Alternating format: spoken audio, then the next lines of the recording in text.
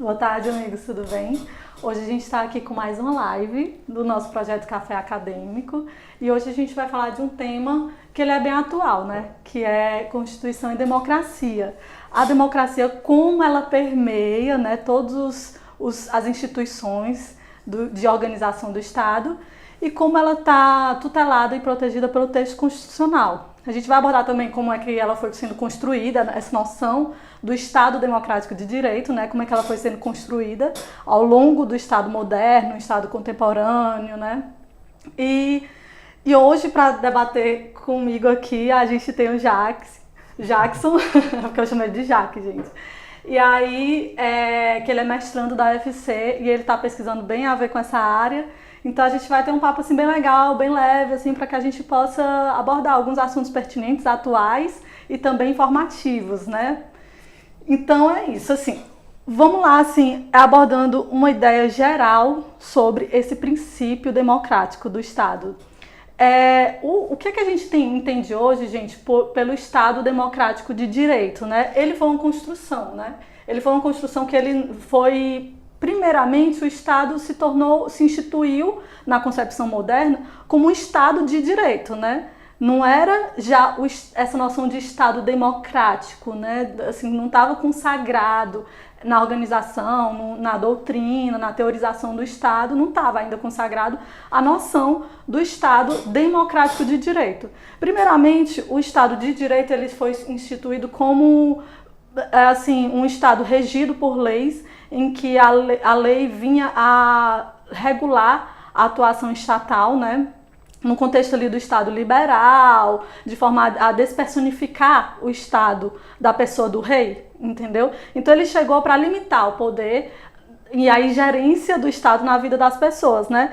Então se instituiu primeiramente o Estado de Direito, né, como forma de limitar a atuação do Estado e organizar. A Constituição nessa época, inclusive, ela era uma carta que disciplinava apenas a organização do Estado, ela não tinha essa noção de supremacia constitucional sobre todo o ordenamento jurídico, entendeu? Então, a partir de um certo momento, houve, já no contexto do pós-guerra, né, pós-Segunda Guerra Mundial ali, houve toda assim, uma movimentação de neoconstitucionalismo, de compreender a Constituição como supremacia, como força normativa, que deveria regulamentar e ter os seus princípios, seus valores irradiados por todo o ordenamento jurídico.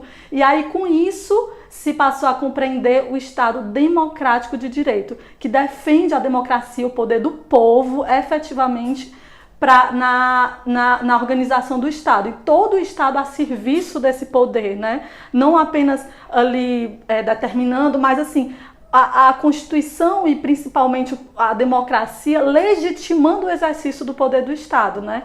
E aí, assim, teve toda essa construção estatal, né? Exatamente, né? Aqui no Brasil, o Estado Democrático de Direito ele foi consolidado com a Constituição de 88, né? Com todas as suas dificuldades, e aí ele vem sendo construído ao longo desses 30 e poucos anos de Constituição. Antes de dar continuidade propriamente ao Estado Democrático de Direito, acho que era interessante a gente falar um pouquinho do panorama do surgimento, que tu já fez uma grande síntese, né? Mas falar que ele advém com a queda do antigo regime, né? E com as revoluções liberais, sendo a mais emblemática das revoluções a Revolução Francesa, que vai instituir um outro modelo de Estado, agora não mais com o rei, né, desvinculado da religião e com uma perspectiva de secularização, e você vai ter uma série de diferenciações funcionais pela sociedade das múltiplas esferas sociais, né? O direito, a economia, eles vão ganhando autonomia própria, e a partir dessa autonomia eles começam a desenvolver plataformas de autorreferência, né? No direito isso vai acabar se tornando um ordenamento jurídico, né? Na economia vai ser os princípios básicos que vão reger a economia, nas outras áreas das ciências e assim como um todo. É algo bem interessante assim de ser estudado, né? A gente tem várias perspectivas sobre esse assunto, mas na sociologia você vai ter Durkheim, Weber, Marx, fazendo essa análise no começo do século XIX e XX, né? Também do século XIX e século XX, No direito, a gente vai ter essa discussão, inclusive por Hegel, né, com a filosofia da história do direito de Hegel, ele faz essa discussão da relação do Estado e da formação da representação, né, o Estado como a representação do suprassumo da eticidade, né, que essa é uma leitura que se faz de Hegel também, pode fazer outras leituras, porque Hegel é bem complexo, cabe muita coisa ali. Mas é bem interessante, assim. Tinha falado sobre aquela questão da relação com as crises do capitalismo, né? Uhum. Tipo, que realmente, assim, primeiro foi instituído o Estado Social. Fala um pouquinho, assim, sobre isso. Pronto. Tem uma leitura sociológica, né, muito ligada com a escola aqui de São Paulo, com Florestan Fernandes, que ela entende que o capitalismo ele não é um processo que se dá de maneira homogênea pela sociedade, mas ele ocorre basicamente com características muito próprias em cada local. Exemplo, né? No Estado liberal, né, no modelo europeu, você tem os direitos subjetivos, né, o direito à liberdade, à igualdade, né, mas você tem toda uma estrutura social que está se desenvolvendo na economia que dá um suporte àquela sociedade minimamente para desenvolver. Né? Nos países latino-americanos, né, periféricos de maneira geral, como o Brasil, nós estávamos num processo de colônia. Nesse processo a gente, né, tem uma ruptura institucional, né, que aí não dá para a gente entrar e aprofundar, mas tem toda uma ruptura institucional que ocorre naquele período. E você tem o modelo de Estado liberal aqui. E aí o capitalismo ele vai se dar aqui de uma determinada maneira. Né? E esse processo ele vai se desenvolver até ao longo da República, né? Até o golpe de 30, ou a Revolução de 30, como queiram tratar, com o Getúlio Vargas, né? Que isso aí a nomenclatura eu acho que é o menos importante nesse caso, do que seja. E nesse processo com o Getúlio Vargas você vai ter uma nova Constituição, né? A Constituição Polaca de 1934, que vai ter toda uma série de características até mesmo autoritárias por momento histórico, né? Mas que são importantes. Né? E depois ela vai ser reafirmada em algumas partes com a Constituição de 37, mas só para ligar a questão das crises do capitalismo com o modelo de Estado, é porque quando você tem a implementação do Estado liberal na Europa, começam a eclodir diversos processos revolucionários nacionalistas e no final do século XIX você tem a questão social muito latente, né? E que as pessoas não se sentiam representadas naquele modelo de Estado. E esse não se sentir representado nesse modelo de Estado vai gerar uma série de pequenas revoluções ali que vai culminar na Revolução de Outubro de 17, a Revolução Russa, né? E ali você tem toda uma ruptura e você vai ter toda uma reconstrução do modelo de Estado, né? O Estado que antes, né, ele se preocupava simplesmente com as garantias de liberdade contratuais, ele começa a ter uma preocupação mais social. Sim, né? E aí é que vai se formar as bases do Estado social. De direito. Porque antes do Estado democrático de direito, né, como foi uma construção meio gradativa, houve essa fase do Estado social, porque o Estado passou a ser compreendido não como algo que deveria simplesmente ali ser regulado, mas algo que deveria estar efetivamente a serviço do povo, né? E aí o Estado Social de Direito veio a se colocar a serviço dos direitos sociais, das garantias, enfim.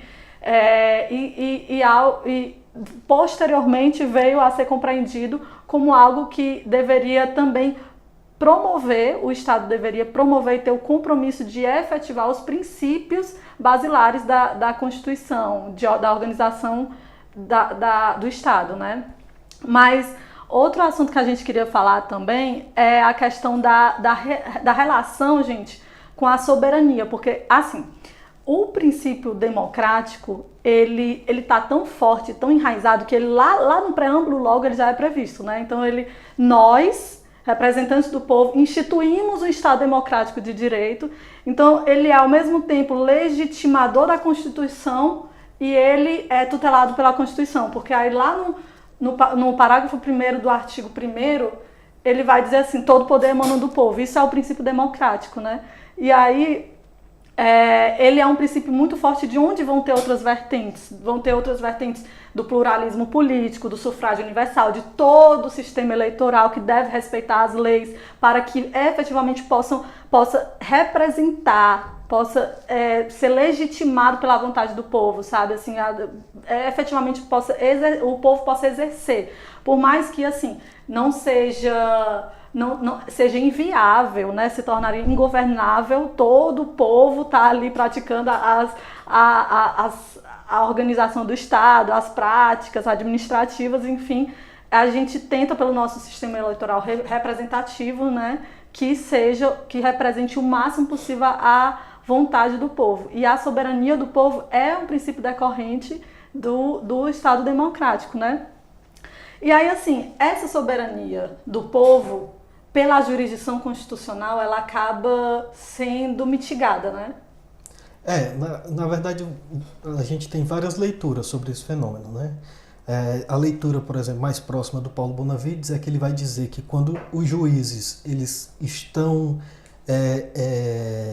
numa relação de comunhão com esse sentimento do povo, a jurisdição constitucional é o meio mais efetivo de lidar e de dizer o que é a Constituição em determinados momentos, que no caso, né, para quem não sabe, a jurisdição constitucional, a gente está tratando de controle concentrado, de controle difuso. O controle concentrado é na mão do STF, né? O controle difuso é na mão do juiz de primeiro grau e nos tribunais superiores, né? Que podem evocar ou não a inconstitucionalidade de uma norma. E nesse sentido, em sentido contrário, né, tem uma leitura, por exemplo, do Gilberto Berkovitch, bem interessante, que até a gente estuda para a seleção da prova do mestrado. Que está na bibliografia, viu, gente? Exatamente. Que ele faz uma leitura de que o caso emblemático de jurisdição constitucional que começa o controle de constitucionalidade difuso, que é Madison vs. Marbury, nos Estados Unidos, ele, na verdade, usurpa a competência do poder popular, do poder constituinte, de dar a última palavra sobre a Constituição. Perfeito. Né? E aí que quem vai dar a última palavra nesse caso agora é os juízes. E aí tem toda uma discussão nos Estados Unidos, por exemplo, os juízes tiveram muita força nesse começo, após essa decisão. Essa força só começou a ser mitigada mais ou menos por 1936, 37, com o governo Roosevelt, e foi toda uma questão política que fez os juízes começarem a desenvolver um processo de autocontenção, né? Que aí é quase trabalhando bem na perspectiva do check and balance, do que a gente conhece de separação de poderes e tal. Isso. Perfeito. Então, realmente, assim, como tu falou, né, na questão do Paulo Bonavides e vários outros autores, inclusive o professor Martônio, eles explicam a mitigação dessa soberania pela jurisdição, porque, assim, realmente, assim, não são... Quem vai dar a última palavra não são membros eleitos pelo povo, né? Que são os membros do STF, enfim. Só para dizer, no caso brasileiro, né? Porque, por exemplo, nos Estados Unidos você tem juízes que são eleitos pelo povo. Verdade. E aí, gente, assim, a separação dos poderes também, né, pode ser compreendida como uma via decorrente da democracia, né, da instituição da democracia. Princípio federalista também, ele é essa questão da autonomia, do controle de toda a organização, de todo o aparato estatal, né, assim, tem várias vertentes, assim, que decorrem do princípio da democracia. E aí, assim, só a gente passando assim mais para as questões atuais, né? Hoje, a democracia, ela não é apenas compreendida como um princípio subordinador do Estado, da organização do Estado, não. Ela é hoje compreendida como deve ser algo que deve ser praticado entre as relações das pessoas. Por exemplo, o STF, ele entendeu, quando foi aprovar a lei de cotas, foi a decidir a constitucionalidade da lei de cotas para negros, né, nos concursos públicos, ele entendeu que essa era uma questão de uma democracia material, que iria promover a questão da igualdade material em razão, enfim, de uma disfuncionalidade, né, assim, da etnia negra, e que não bastava apenas existir uma igualdade formal entre as etnias aqui, né? Era preciso promover uma igualdade material para que as pessoas pudessem efetivamente ter acesso a cargos públicos, enfim.